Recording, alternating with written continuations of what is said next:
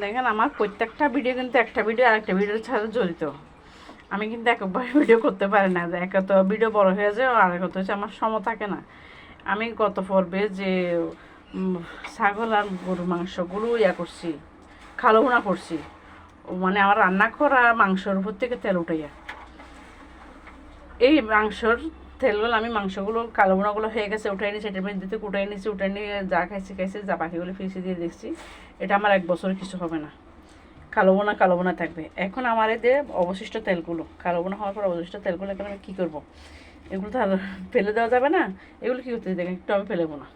এটা আমি এখন একটা পুলিতে সব নিয়ে নেব, একটা পুলিতে সব নিয়ে নেব, নিয়ে এগুলো আমি ফ্রিজে রেখে দিব। ফ্রিজে রেখে দিয়ে কী করবো, এখান থেকে ওই যে কালো বোনা যেগুলো আছে এগুলো আবার তো খেতে হবে, খাওয়ার সময় একটু পিস পিস করবো, ওগুলো তো বড় বড় করে রাখছি, দেখছেন আপনারা। আমি কি মানে ওই ছুরি দিয়ে যে রান থেকে খালাইছে এরকমই আমি বুনে ফেলছি।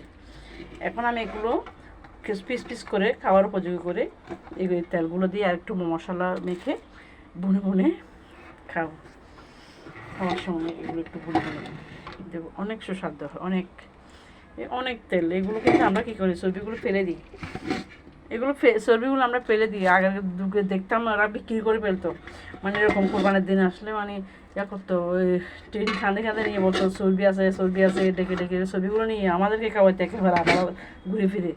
ওই যে ডাল আর কি ব্যবহার করে অনেকেরা অনেক জায়গায় বিস্কিট এগুলো আমরাই খেতাম ঘুরে ফিরে আবার। অথচ দেখেন